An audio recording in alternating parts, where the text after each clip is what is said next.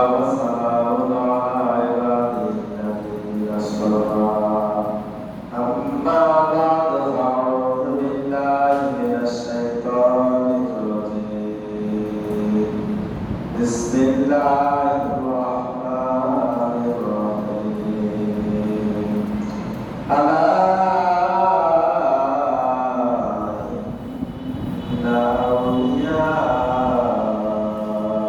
الله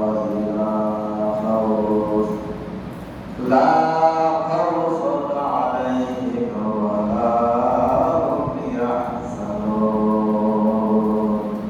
الذين آمنوا وكانوا يتقون لهم البشرى في الحياة الدنيا وفي الآخرة لا تبديل لكلمات الله ذلك هو الفوز العظيم قال النبي صلى الله عليه وسلم إن الله تبارك وتعالى قال من عادني وليا فقد آذنته بالحرب رواه البخاري صدق الله مولانا العظيم وصدق رسوله النبي الكريم ونحن على ذلك من الشاهدين والشاكرين ربنا تقبل منا إنك أنت السميع العليم اللهم إني أعوذ بك من البرص والجنون والزجاج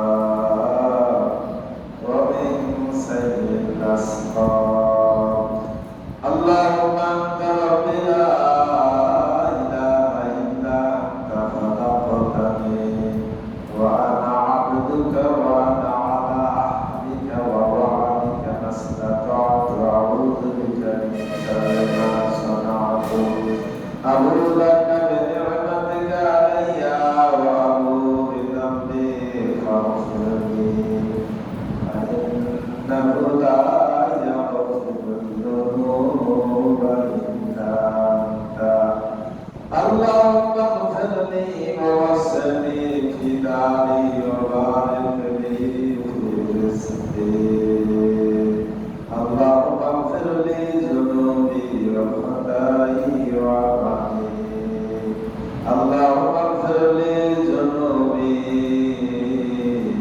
وخطاياي وأعمالي السلام عليكم ورحمة الله وبركاته ومغفرته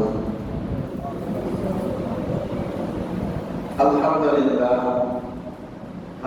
لله حمدا كثيرا طيبا مباركا فيه ومن الله جل جلاله أما نراه بالدربار অগণিত শুকর এবং সুজুদ যে মহান আল্লাহ বাড়ি তারা দয়া করে মায়া করে আমাদেরকে সুন্দর এই পরিবেশে শান্তিময় পরিবেশে আল্লাহ পাকের ঘরে জুমার দিনে সপ্তাহের শ্রেষ্ঠ দিনে গরিবের হজের দিনে বেহেশতের বাগানে আসা বসা সুযোগ করে দিয়েছেন সে রব্বে করিমের দরবারে শুকরিয়া হিসেবে বলি আলহামদুলিল্লাহ। আজকের আলোচনার বিষয়বস্তু বলি আল্লাহগণের ফজিলত প্রসঙ্গে। এই প্রসঙ্গে আল্লাহ পাক রব্বুল আলামিন সূরা ইউনূস এর ৬২ নং আয়াতে এইভাবে বলেছেন আলা ইন্না আউলিয়া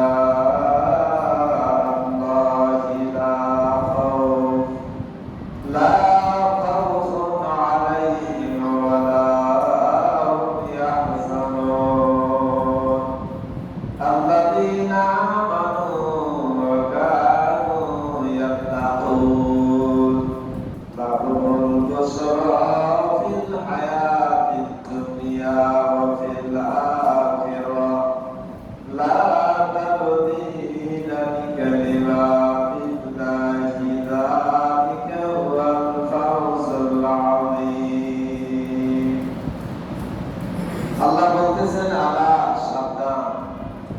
তাম্বি সতর্ক বোধক হরফ ব্যবহার করেছেন।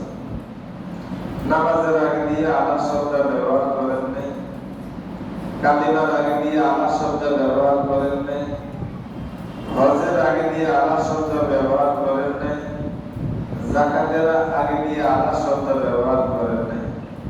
শুধু ওলি আল্লাহদের ব্যাপারে আল্লাহ পাক সূরা ইউনূসের ৬২ নম্বর আয়াতে বলেছেন, আলা নিশ্চয়ই, আলা সাবধান, ইন্না নিশ্চয়ই, আউলিয়া আল্লাহি আল্লাহ পাকের ওলিগণের লা খাউফুন কোনো খাউফ নাই, ভয় নাই, ওয়ালা হুম ইয়াহজানুন তাদের কোনো চিন্তারও কারণ নাই।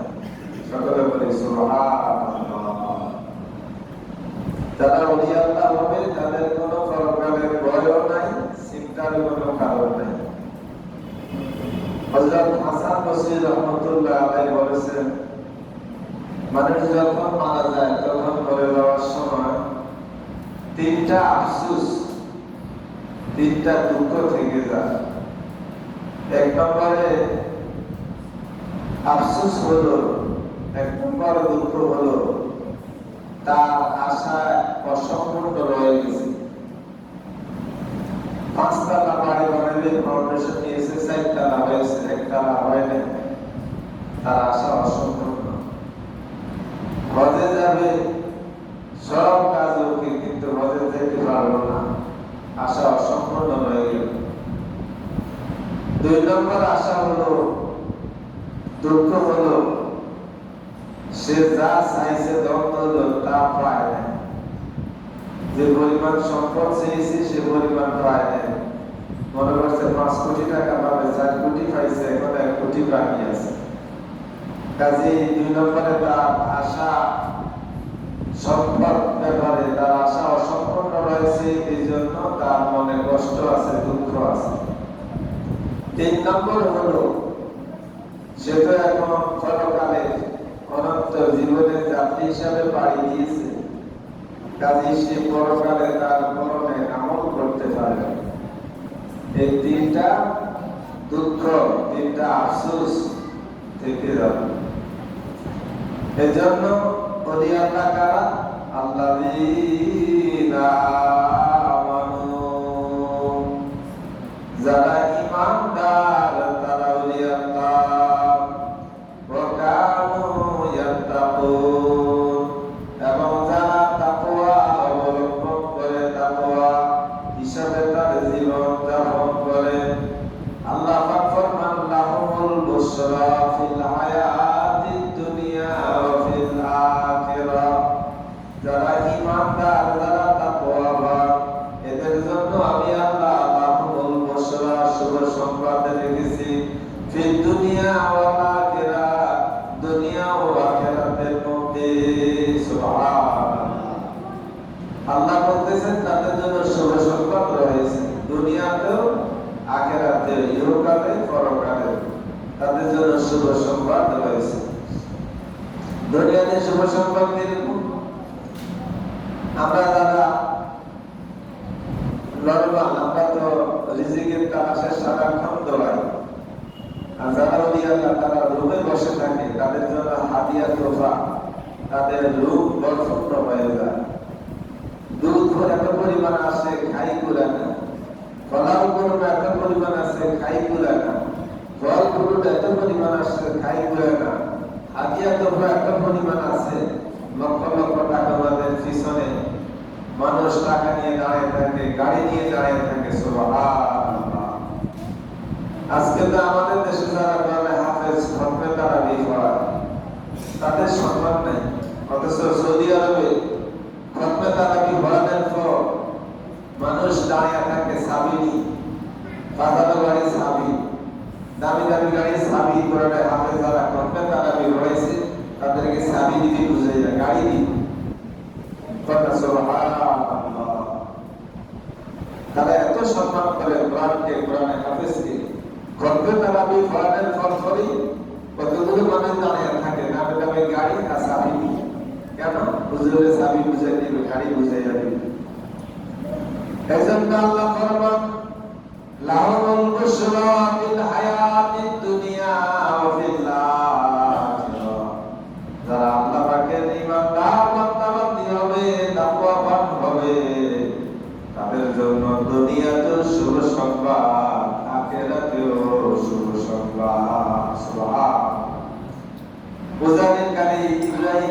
রহমতুল্লাহ আলাইহি উনি যখন উজানিতে গেলেন, যাওয়ার পর দেখলেন বর্তমানে যেখানে একটা মসজিদ করা হয়েছে সে বিরাট গভীর জঙ্গল ছিল। জঙ্গলে উনি যা দেখলেন একটা বাঘ তার বাচ্চাকে দুধ পান করাইতে আছে। উনি ঘোষণা করে দিলেন, হে বাঘ, তুমি তোমার বাচ্চা নিয়ে এই উজানি শহর ছেড়ে যাও, এখানে আল্লাহ পাকের বান্দারা বান্দিরা বসবাস করবে। আল্লাহ নবীর মুখে কথা শুনতে যদি বাঘ তার বাচ্চাকে কামড় দিয়ে নিয়ে যেতে দেরি করে না। সুবহান। উনি বলার সঙ্গে সঙ্গে বাঘ তার বাচ্চাকে নিয়ে এলাকা ছেড়ে চলে গেছে। হযরত ইব্রাহিম রহমাতুল্লাহ আলাইহি বলকের রাজ্যের বাদশাহ ছিলেন, কত ক্ষমতার, কত ক্ষমতার। উনি একদা রাত্রি বেলায় পালঙ্কের বিছানায় শুয়ে শুয়ে আরাম করতে আছে, ওদিকে আল্লাহ পাকেরও একটু চিন্তা করতে আছে। এমন সময় ওনার রাজপ্রাসাদের ছাদের মধ্যে আওয়াজ হলো। কিসের আওয়াজ হলো? উনি রাগান্বিত হয়ে বললেন, আমার ভবনের ছাদের মধ্যে কে, আমার রাজপ্রাসাদের ছাদের মধ্যে এত বড় আওয়াজ কে? রাজপ্রাসাদের ছাদ থেকে আওয়াজ আসলো, ও ইব্রাহিম আদম, সকলে বলি রহমতুল্লাহি আলাইহি। আল্লাহ পাক তাআলা রহমত করুন, দয়া করুন। একজন বাদশাহী ছিলেন, বাদশাহী ছেড়ে উনি ফকিরি জীবন গ্রহণ করেছেন। তারপরে এই ফকিরি জীবন গ্রহণ করার কারণে উনার নাম আল্লাহ পাক লাহুল বুশরা ফিল হায়াতিদ দুনিয়া ওয়া ফিল আখিরাহ এত বাড়িয়ে দিলেন, কিয়ামত পর্যন্ত উনার নাম মানুষে স্মরণ করবে, কবর জিয়ারত করবে। সুবহানাল্লাহ। আখিরাতে তো সম্মান আছে। এজন্য আল্লাহ বলেছেন লাহুল বুশরা ফিল হায়াতিদ দুনিয়া ওয়া ফিল আখিরাহ, তাদের জন্য রয়েছে শুভ সংবাদ দুনিয়াতেও আখিরাতেও। ইব্রাহিম আদম রহমাতুল্লাহ আলাইহি বললেন, আমার রাজপ্রাসাদের ছাদের মধ্যে এত বড় আওয়াজ কিসের? তুমি রাজপ্রাসাদ থেকে আওয়াজ আসলো, আমি আমার হরিণ তালাশ করতে আছি, অথবা আমি আমার ঘোড়া তালাশ করতে আছি। ইব্রাহিম আদম রহমাতুল্লাহ আলাইহি বললেন, ওরে ভিক্ষু, ছাদের মধ্যে ঘোড়া থাকে নাকি? ঘোড়া থাকলে তো কোনো রাস্তায় পাওয়া যাবে, জঙ্গলে পাওয়া যাবে। তাছাড়া আমি একজন বাদশা, আমার রাজপ্রাসাদের ছাদের উপরে কিভাবে ঘোড়া আসবে? এখন ছাদ থেকে আবার উত্তর আসলো, ও ইব্রাহিম আদম রহমাতুল্লাহ আলাইহি, তুমি যদি রাজ সিংহাসনের এই আরামের বিছানায় শুয়ে শুয়ে আল্লাহ পাকের চিন্তা করতে পারো, এটা ছাদের মধ্যে ঘোড়া তালাশ করার চাইতে আরো বেশি আশ্চর্য। সুবহানাল্লাহ।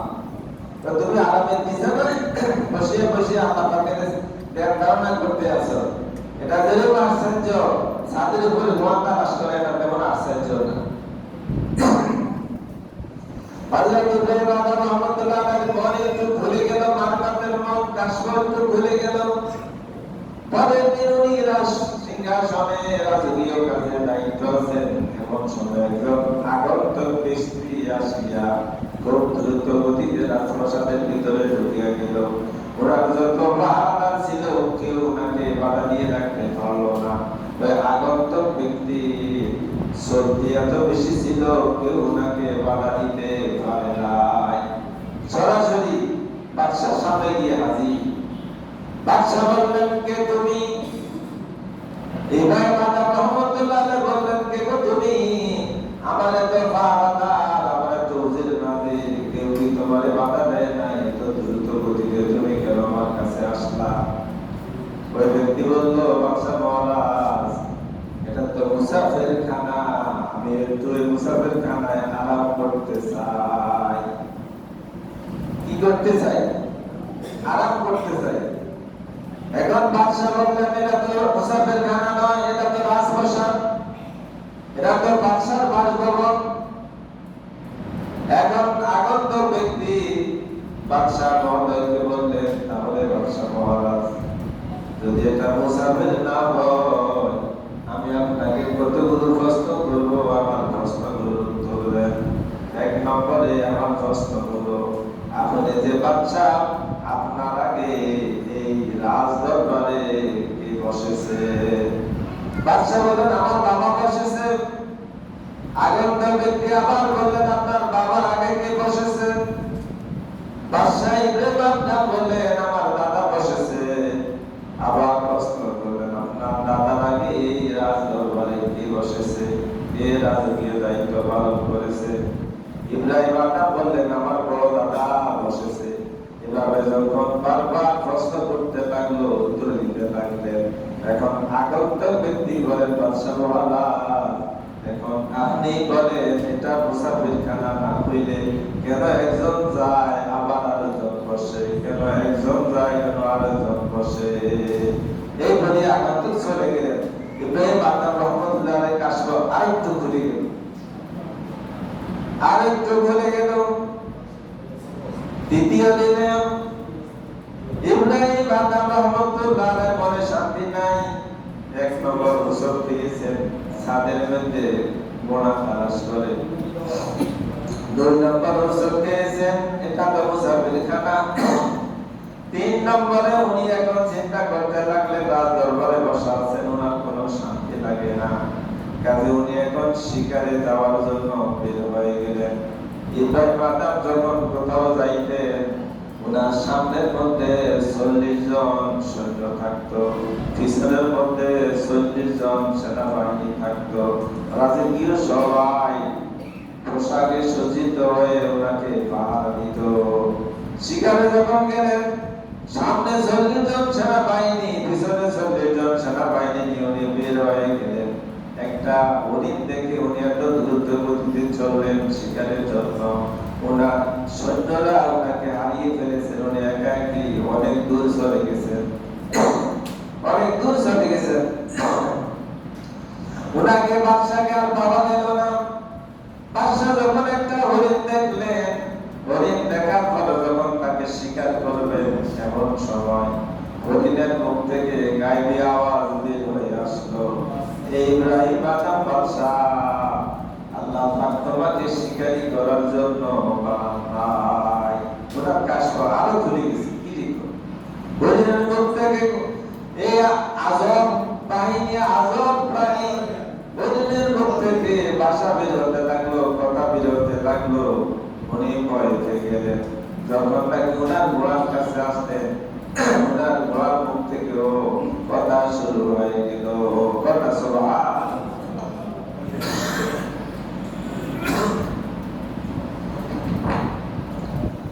বাদশা ইব্রাহিম রহমতুল্লাহ চিন্তা করে গেলেন। চিন্তা করতে করতে শেষ পর্যন্ত ওনার কাশফ খুলে গেল। সে দুবা জমলায় হায়ওয়া আব্দুল কাস রশে দিলবা মাকসুস নসলি আদবাস রশে দুবা জমলায় হায়ওয়া আব্দুল কাস রশে দিল মাকসুস নসলি আদবাস। আল্লাহ রাব্বুল আলামিন সকল প্রাণীরে 2টা চোখ দিয়েছেন, 2টা কর্ণ দিয়েছেন। কাজেই ইব্রাহিম আদমেরও তার রয়েছে, কিন্তু এছাড়া আল্লাহ পাক বনি আদমের স্পেশাল 2টা কান দিয়েছেন, 2টা চক্ষু দিয়েছেন, যেগুলো হলো মারিফাতের চক্ষু, মারিফাতের কান। এগুলো অর্জন করা হয় জিকির দ্বারা, মুরাকাবা, মুশাহাদা দ্বারা। সুবহান। ইব্রাহিম রহমতুল্লাহ আলাইহি সাগর পাড়ি দিতে লাগলেন। সাগর পাড়ি দেওয়ার সময় দেখলেন একটা নৌকার মধ্যে একজন মহিলা এবং একজন পুরুষ লোক যাইতে আছেন। প্রথম থেকে কি যেন তারা পান করতে আছেন। ইব্রাহিম রহমতুল্লাহ আলাইহি চিন্তা করলেন, এর থেকে তো আমি একটু ভালো, এই পুরুষটা মদ পান করতে আছে, নারী নিয়ে যাইতে আছে। এই কথা বলার সঙ্গে সঙ্গে, চিন্তা করার সঙ্গে সঙ্গে দিনের মধ্যে এমন সময় দেখা গেল একটা জাহাজ আসলো। জাহাজের মধ্যে 7 জন লোক ছিল, সবাই সাগরে পড়ে গেছে। সাগরে পড়ে যাওয়ার পর ওই যুবক সাগরের মধ্যে ডুব দিয়া 6 জনকে উদ্ধার করিয়া আবার জাহাজের মধ্যে উত্তোলন করলেন। এখন বললেন, ও ইব্রাহিম রহমতুল্লাহ আলাইহি, আমি তো 7 জনের মধ্যে 6 জনকে সাগর থেকে উদ্ধার করলাম, এখন তুমি বাকি জনকে উদ্ধার করো। কথা সুবহানাল্লাহ। ইব্রাহিম আদমের বড়টা বসে কিভাবে জানলো? বাজার গভীর মনোযোগ। প্লাস্টিক রোডে যখন টাকা দেওয়া হয়, আপনার স্ত্রীও জানবে না আপনার মোবাইলে যে কে যেন টাকা দিয়েছে, কোন বাগান দিয়ে আসলো, কোন আকাশে দিয়ে আসলো, কোন সাগরে দিয়ে আসলো। কাজে আপনার ভাই সৌদি আরব থেকে আমেরিকা থেকে যখন টাকা পাঠায়, আপনার মোবাইলে জমা হয়ে যায়। আল্লাহ পাক রব্বুল আলামিন যদি মানুষদের এত ক্ষমতা দান করেন, তার চাইতে অগণিত ক্ষমতা দান করেন, আল্লাহ পাকের প্রিয় বান্দা যারা, ওলি যারা, তাদেরকে সুবহানাল্লাহ আল্লাহ পাক এত ক্ষমতা দিয়েছেন। তখন ইব্রাহিম আদম মুহাম্মদ সাল্লাল্লাহু আলাইহি বললেন, ভাই আমার অন্যায় হয়ে গেছে, আমাকে মাফ করে দেন। আমি তো এটা মনে মনে চিন্তা করছিলাম। উনি বুঝতে পারছে উনি বড় বড় আল্লাহ মানুষ। এখন যে যুবক 6 জন লোককে সাগর থেকে উঠেছে, সে বলল, শুনে আমি হইলাম আমার এক মায়ের সন্তান, আমার লোকার মধ্যে আমার মা, আর আপনি যে দেখেছেন আমি কি পান করছি, আপনি তো ভাবছেন মদ পান করছি, এটা হলো পানি, নরমাল পানি। তো সুবহানাল্লাহ উত্তর বলে দিলেন। বলে তবে কিভাবে জানলেন? আল্লাহু আকবার, আল্লাহু আকবার।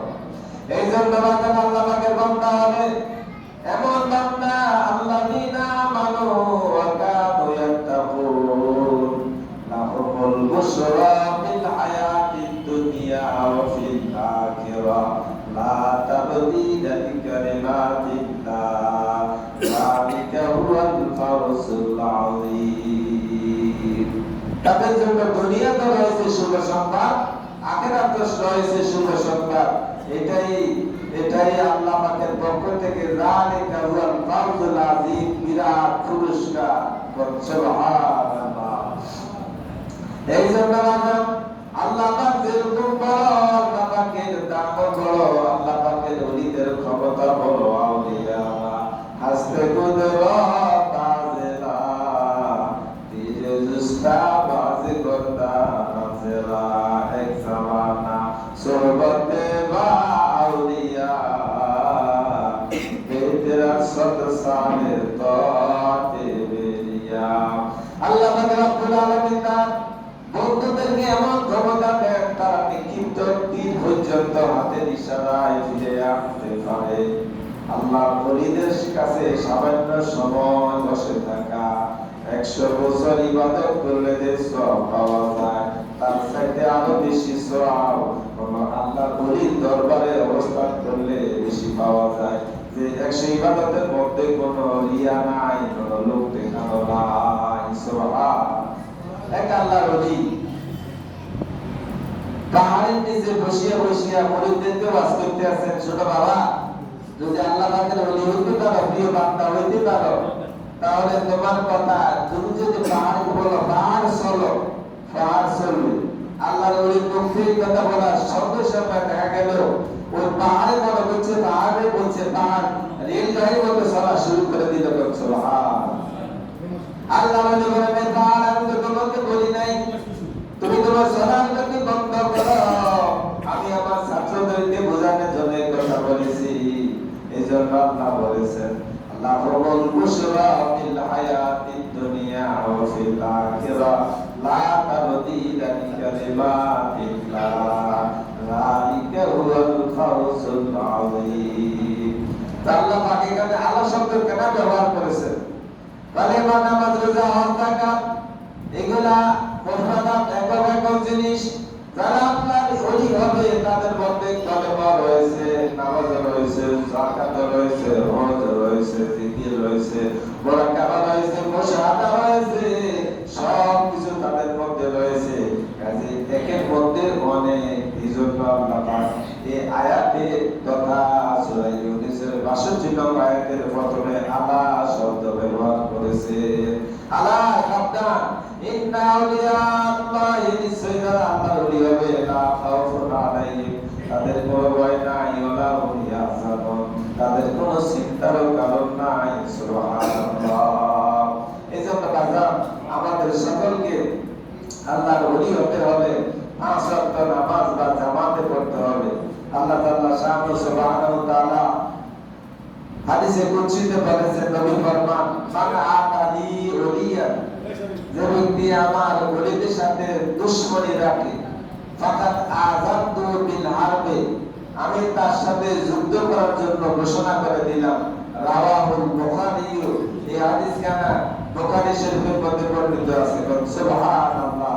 এইজন্য আমরা ওলি আল্লাহদের সাথে দুশমনি রাখবো না, বরং আমরা ওদের সাথে বন্ধুত্ব রাখবো, সম্পর্ক রাখবো। আল্লাহ তাআলা শাহ সুবহানাহু ওয়া তাআলা আমাদের সকলকে বাকি জীবনে, বাকি হায়াতকে ওলি আল্লাহর সাথে সম্পর্ক রেখে জীবন যাপন করা তথা আমল করা তৌফিক দান করো। আমিন। আসসালামু আলাইকুম ওয়া রাহমাতুল্লাহ। যারা সুন্নাত পড়িলেন, যারা